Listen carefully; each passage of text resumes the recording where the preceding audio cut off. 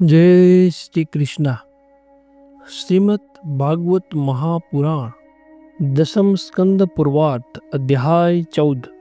બ્રહ્માએ કરેલી શ્રી કૃષ્ણની સ્તુતિ. બ્રહ્મા સ્તુતિ કરે છે. હે સ્તુતિ કરવા યોગ્ય ભગવાન, મેઘ સમાન શરીરવાળા, વીજળી જેવા વસ્ત્રવાળા, ચણોઠીનો કર્ણભૂષણો તથા મોર પીંછના મુકુટથી શોભતા મુખવાળો, વનમાળા પહેરનારા, કોળીઓ, છડી, શીંગડી અને વાસણી રૂપી ચિહ્નની શોભાવાળા અને કોમળ પગવાળા ગોપાલ પુત્ર, આપને હું નમસ્કાર કરું છું. હે દેવ, આપનું આ શરીર મારા પર અનુગ્રહ રૂપ કોઈ ભક્તોની ઈચ્છા પૂર્ણ કરનારું છે. તે ભૂતમય ન હોતા અચિંત્ય શુદ્ધ સત્વ ગુણમય છે. આ શરીરનો પણ મહિમા જાણવા જો કોઈ સમર્થ નથી, તો આપનું જે સ્વરૂપ સાક્ષાત આત્મસુખના અનુભવ રૂપ છે, તેનો મહિમા જાણવા સર્વ તરફથી એકાગ્ર કરેલા માન વડે પણ કોણ સમર્થ છે? જેનો જ્ઞાન મેળવવાનો બીજો કોઈ પ્રયાસ છોડી દઈ સત્પુરુષોએ કહેલી આપની કથાને જ પોતપોતાના સ્થાને રહી સાંભળે છે ને શરીર, વચન તથા મન વડે તે કથાનો સત્કાર કરવા જીવે છે, તેઓએ અજીત ઘણું કરી આપ કોઈથી જીતાયા નથી, તો પણ આપ ત્રણેય લોકમાં જીત્યા છે. હે વ્યાપક દેવ, આપની ભક્તિ વ્યવહારિક કલ્યાણ અને મોક્ષરૂપ કલ્યાણનો મૂળ સ્ત્રોત છે. તેને છોડી જેઓ કેવળ જ્ઞાન મેળવવા પરિશ્રમ કરે છે, તેઓને જાડા ફોતરા ખાંડનારાઓની પેઠે કેવળ પરિશ્રમ વિના બીજું કંઈ મળતું નથી. કેવળ પરિશ્રમ જ મળે છે. હે અમાપ, હે અચ્યુત, આ લોકમાં પહેલા પણ અનેક યોગીઓ થઈ ગયા છે. જ્યારે તેમને યોગ વગેરે દ્વારા આપની પ્રાપ્તિ ન થઈ, ત્યારે તેમણે પોતાના લૌકિક અને વૈદિક બધા જ કર્મો આપના ચરણોમાં સમર્પી દીધા. તે સમર્પણ કરેલા કર્મોથી તથા આપની લીલા કથાઓના પદેની આપની ભક્તિ પ્રાપ્ત થઈ. એ ભક્તિથી જ આપના સ્વરૂપનું જ્ઞાન પ્રાપ્ત કરીને તેમણે આપનું પરમ પદ પ્રાપ્ત કર્યું.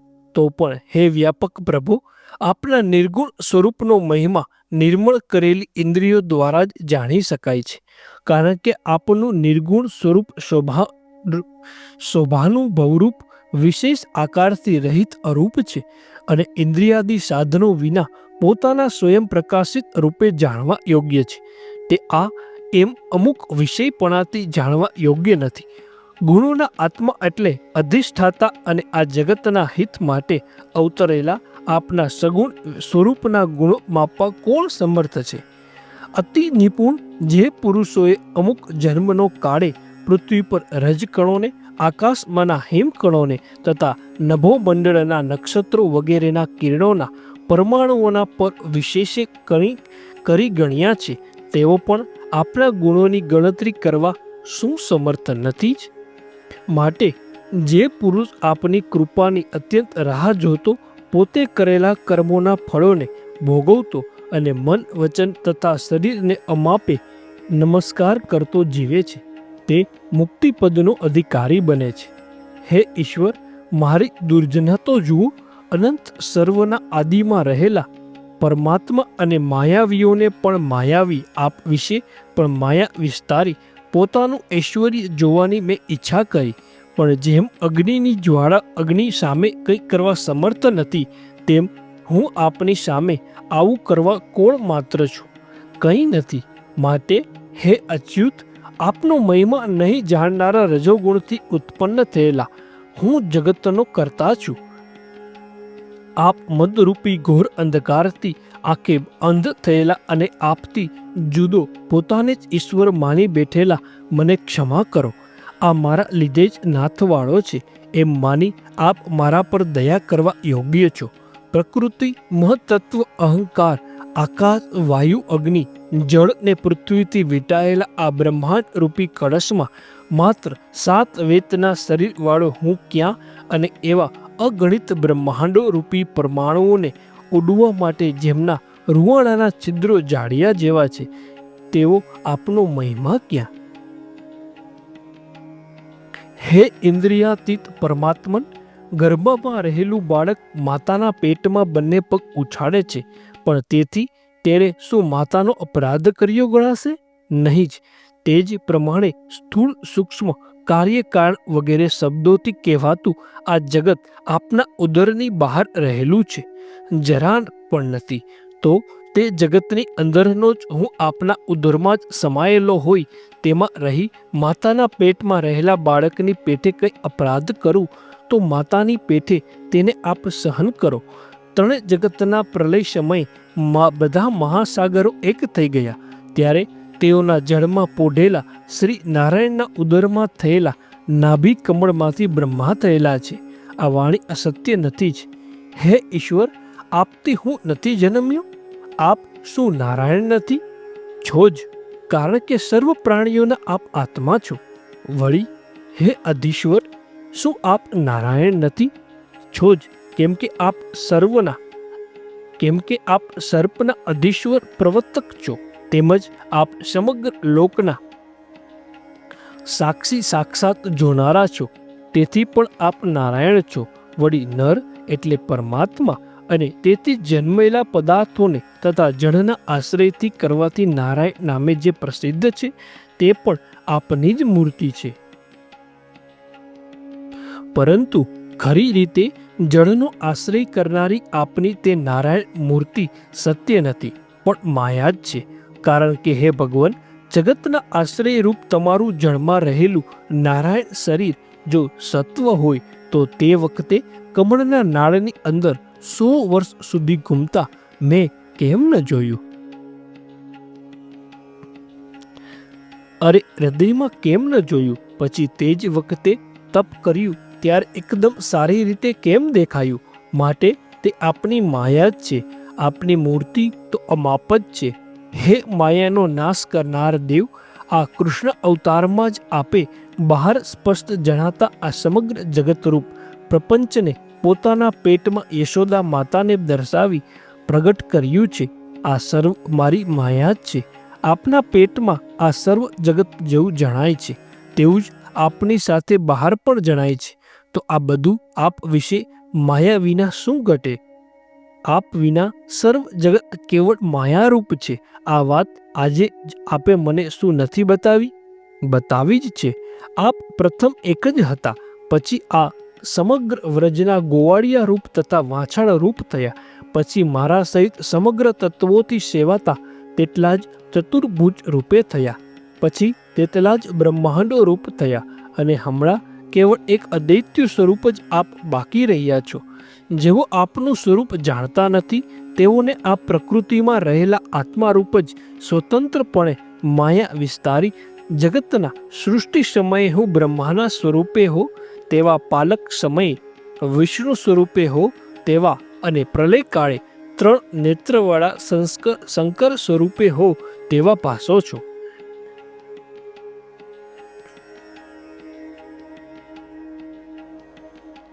હે ઈશ્વર, આપ અજન્મા છો, છતાં દેવોમાં, ઋષિઓમાં, મનુષ્યોમાં, પશુ પક્ષીઓમાં તથા જળચરોમાં પણ આપનો જન્મ દેખાય છે. તો હે પ્રભો, હે વિધાતા, તે દુષ્ટ પુરુષના ખરાબ મદનો નાશ કરવા અને સત્પુરુષો પર કૃપા કરવા હોય છે. હે વ્યાપક, હે ભગવાન, હે પરમાત્મન, હે યોગેશ્વર, યોગ માયાનો વિસ્તાર કરતા આપ ક્યાં, કેવી રીતે, કેટલી અને ક્યારે ક્રીડા કરો છો એ આપની લીલાઓને ત્રણેય જગતમાં કોણ જાણે છે? માટે આ સમસ્ત જગત મિથ્યા સ્વરૂપ, સ્વપ્ન જેવું, પ્રતિભાસ સહિત અને પુષ્કળ દુઃખ ભોગવ્યા પછી પણ દુઃખની પરંપરાવાળું હોય નિત્ય આનંદમય સ્વરૂપ અને અનંત એવા આપ વિશે માયાથી જ જન્મે છે તથા લય પામે છે, છતાં જાણે સત્ય હોય તેવું ભાસે છે. માટે સત્ય સ્વરૂપ તો આપ એક જ છો, કેમ કે આપ આત્મા અને સર્વના આદ્ય એટલે કારણ જ છો. કારણ કે આપ પુરાણ એટલે સર્વ કાર્યોની પહેલા પણ રહેલા છો, કેમ કે આપ પુરુષ છો. વળી આપ નિત્ય છો, આપ પૂર્ણ છો, કારણ કે આપ અનંત અને અદ્વિતીય છો. વળી આપ સ્વયં જ્યોતિ છો, ઉપાધિથી મુક્ત છો અને નિરંજન છો. માટે આપ અમૃત એટલે નાશ રહિત છો, નિરંતર સુખવાળા એટલે વિપરણાથી રહિત અને અક્ષર એટલે અપક્ષથી રહિત છો. આવા સમગ્ર આત્માઓને પણ આત્મા આપને જેવો ગુરુરૂપી સૂર્યથી પ્રાપ્ત થયેલા ઉપનિષદોમાં જ્ઞાનરૂપી ચક્ષુ વડે સારી રીતે પોતાના આત્મા રૂપે જુએ છે, તેઓ સંસારરૂપી મિથ્યા સમુદ્રને તરે છે. જેઓ આત્માને આત્મા તરીકે જાણતા નથી, તેઓને તે આત્માના અજ્ઞાનથી જ સર્વ પ્રપંચ ઉત્પન્ન થયો છે, પણ તે જ પ્રપંચ આત્માનું જ્ઞાન થતાં ફરી લય પામે છે. જે દોરીને દોરી રૂપે જ જાણવાથી તેમાં સર્પનું શરીર ભાસે છે, તેમ આ સર્પ નથી, દોરી છે. આવું સત્ય સ્વરૂપ સમજતા તેવા થયેલા સર્પનો ભાસ નાશ પામે છે. જો વિચારીએ તો સંસારથી બંધન અને મોક્ષ એ બંને કેવળ અજ્ઞાનથી જ જણાય છે, કેમ કે તે બંને સત્ય સ્વરૂપ અને ચિદાત્મતા એવા આત્માથી જુદા છે જ નહીં.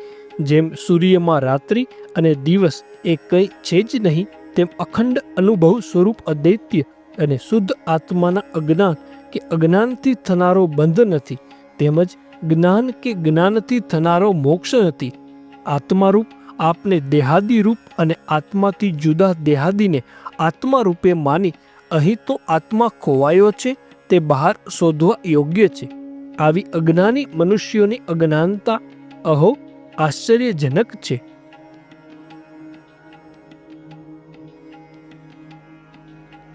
હે અનંત, વિવેકીઓ પોતાના શરીરમાં જે જળ વસ્તુને છોડતા આત્મારૂપ આપને શોભે છે, કેમ કે પાસે પડેલી દોરી સાપ નથી પણ દોરી છે, છતાં તેમાં પાસેલા સાપના પાસને આ દોરી છે પણ સાપ નથી એમ નિષેધ કર્યા વિના વિવેકી પણ તે દોરીને દોરી રૂપ જાણી શકે છે?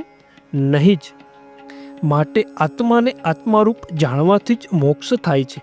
છતાં હે દેવ, આપના ચરણ કમળની લેશ પણ કૃપા જેના પર થઈ હોય તે જ આપના મહિમાનું તત્વ જાણે છે, પણ જેના પર તે કૃપા થઈ નથી તે હે ભગવાન ભલે એકલો રહે, શરીરમાંના જળ ભાગને છોડતો ઘણા વખત સુધી ભલે શોધ્યા કરે, છતાં આપના મહિમાનું તત્વ જાણી શકતો નથી.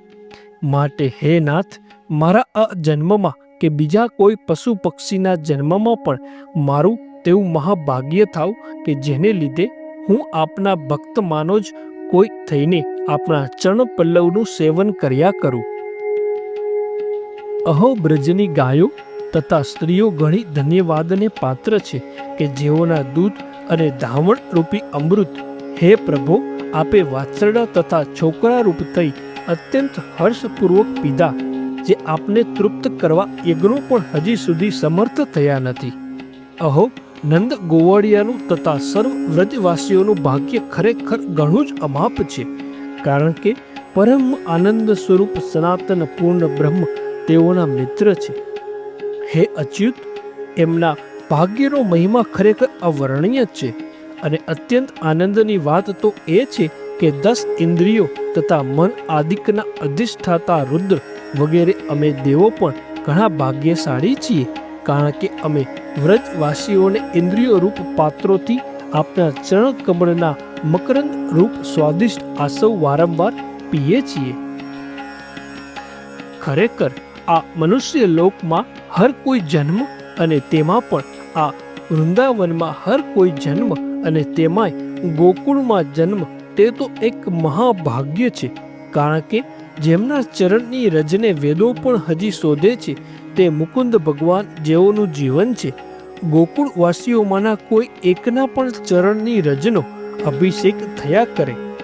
હે દેવ, આ વ્રજવાસીઓને આપ સમગ્ર ફળરૂપ આપના પોતાનાથી પણ બીજું કયું ફળ આપશો એમ સર્વ તરફથી વિચાર કરતા અમારું મન મૂંઝાઈ જાય છે, કારણ કે સજ્જનોના જેવો માત્ર વેશ લઈને જ આપેલી પૂતના પણ અંદરથી આપના ઉપર દ્વેષવાળી છતાં પોતાના કુળ સાથે આપને પામી, તો જેઓના ઘર ધન સંબંધીઓ પ્રિય શરીરો મિત્રો પ્રાણો તથા મન પણ કેવળ આપને જ માટે છે, તે આ વ્રજવાસીઓને આપ શું આપશો? આ વ્રજવાસીઓને પણ જો પૂતના જેટલું જ ફળ મળે તો તે કંઈ સંપૂર્ણ ગણાય નહીં. માટે મને લાગે છે કે આ વ્રજવાસીઓના તો આપ દેવાદાર જ રહેવાના.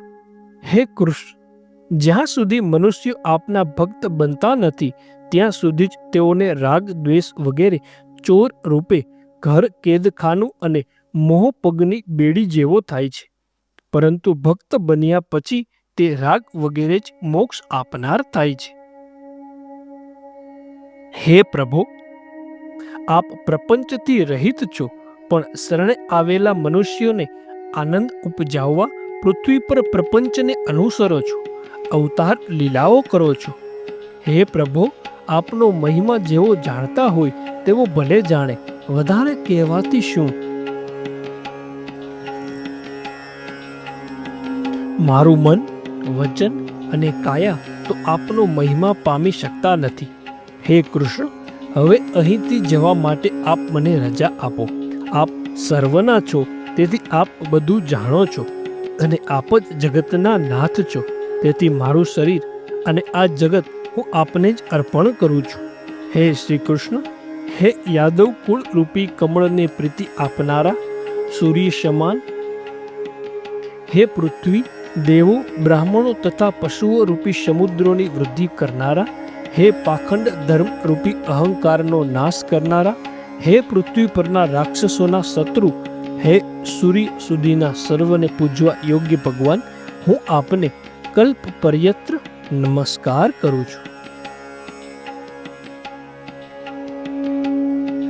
શ્રી સુખદેવજી બોલ્યા એમ વ્યાપક ભગવાનની સ્તુતિ, 3 પ્રદક્ષિણા અને તેમના ચરણમાં નમસ્કાર કરી બ્રહ્મા પોતાના પ્રિય સ્થાનમાં ગયા. પછી ભગવાન શ્રી કૃષ્ણ બ્રહ્માને વિદાય આપી પૂર્વની પેઠે રહેલા વાછરડાને તથા પોતાના મિત્ર બાળકોની પ્રથમની પેઠે જ જ્યાં બેઠા હતા ત્યાં યમુનાના તીર પર લાવ્યા. હે રાજન, પોતાના પ્રાણેશ્વર શ્રીકૃષ્ણ વિના એ વ્રજ બાળકોનું 1 વર્ષ વીત્યું હતું, પણ શ્રીકૃષ્ણની માયાથી મોહિત થયેલા તે બાળકોને માત્ર અડધી ક્ષણ જ માની હતી. કારણ કે ભગવાનની માયાથી મોહિત મનવાળા પ્રાણીઓ આ જગતમાં શું શું ભૂલી જતા નથી. જેમની માયાથી મોહ પામેલું સર્વ જગત વારંવાર સ્વરૂપને જ વિસરી જાય છે. એ મિત્રો શ્રીકૃષ્ણને કહેવા લાગ્યા, પધારો, તમે ઘણી જ ઉતાવળથી આવ્યા છો, એમ હજી એક કોળિયો ખાધો નથી. આવું, હવે નિરાતે જમો.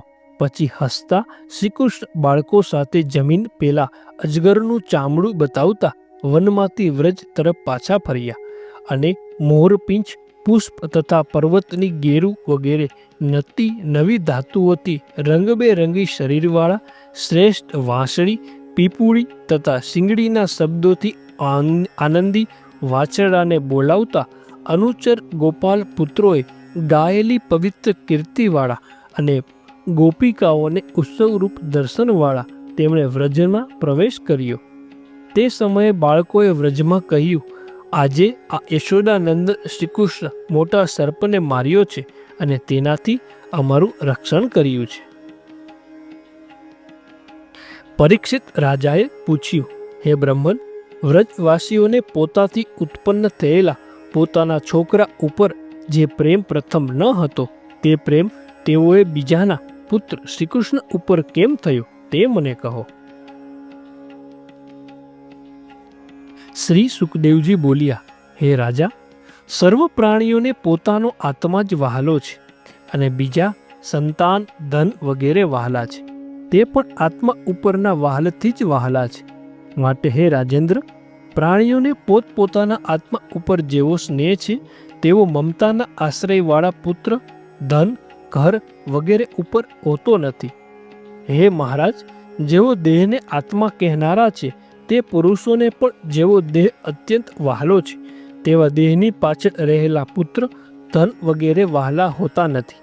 આ શરીર ઘરડું થયું હોય તો પણ અવિવેક દશામાં તેના જીવનની આશા જેવી મહાબળવાન છે તેવી વિવેક દશામાં આ હું નથી, પણ તે તો માયાને લીધે મારો સંબંધ ધરાવી રહ્યું છે. એમ શરીર ઉપર હું ભાવ મટી મારું ભાવ થાય છે ત્યારે તે શરીર આત્મા જેવું પ્રિય લાગતું નથી. માટે સર્વ પ્રાણીઓને પોતાના આત્મા જ અત્યંત વહાલો છે અને આત્મા માટે જ આ સમગ્ર સ્થાવર જંગમ જગત પ્રિય લાગે છે. આ સમગ્ર પ્રાણીઓના આત્મા શ્રી કૃષ્ણ જ છે એમ તમે કહો. માત્ર જગતનું હિત કરતા પોતે સર્વના આત્મા છતાં માયાથી જ આ લોકમાં દેહધારી થયા હોય તેવા જણાય છે. આ જગતમાં સ્થાવર જંગમ જે વસ્તુ છે તે સર્વ ખરી રીતે શ્રી કૃષ્ણ જ છે એમ જેઓ જાણે છે તેઓનું બધું ભગવાનનું જ રૂપ જણાય છે. ભગવાન સિવાય બીજું કંઈ જણાતું જ નથી. તેમજ હર કોઈ વસ્તુનો પરામર્થ તેઓના કારણમાં રહેલું હોય છે અને ભગવાન શ્રી કૃષ્ણ તે કારણ પણ કારણ છે તો બતાવો. શ્રી કૃષ્ણથી જુદું કઈ વસ્તુ છે? જે મનુષ્ય પવિત્ર યશવાળા મુરારી ભગવાનના મહાપુરુષોનો આશ્રય એવા ચરણ વલ્લભરૂપ વહાણનો આશ્રય કરે છે તેઓએ સંસાર સમુદ્ર વાછરડાના પગલા જેવો પાર કરવો સહેલો બની જાય છે. તેમને પરમ પદની પ્રાપ્તિ થાય છે. તેમને માટે વિપત્તિઓના સ્થાનરૂપ સંસાર રહેતો નથી. આમ શ્રી હરિએ કુમાર અવસ્થામાં કરેલું કર્મ બાળકોએ વ્રજમાં તે તેમની પૌગંડ અવસ્થામાં કહ્યું તે સંબંધી તમે મને જે પૂછ્યું હતું તે સર્વ મેં તમને કહ્યું. શ્રી કૃષ્ણ મિત્રો સાથે કરેલા બાળ ચરિત્રને, અધાસુરના નાશને, લીલા ઘાસ પર કરેલા ભોજનને, પ્રપંચથી જુદું શુદ્ધ સત્વગુણમય સ્વરૂપ તથા બ્રહ્માની સ્તુતિને જે મનુષ્ય સાંભળે કે ગાય છે તે સમગ્ર પુરુષાર્થોમાં પામે છે. એ રીતે શ્રી કૃષ્ણ તથા બલદેવજી છુપાઈ ગયું, પાળો બાંધવી તથા વાનરની પેઠે કૂદવું વગેરે બાળ ક્રીડાઓ કરી વ્રજમાં કુમારાવસ્થા ગાળી હતી. શ્રીમદ ભાગવત મહાપુરાણ દસમ સ્કંદ અધ્યાય 14 સમાપ્ત. જય શ્રી કૃષ્ણ.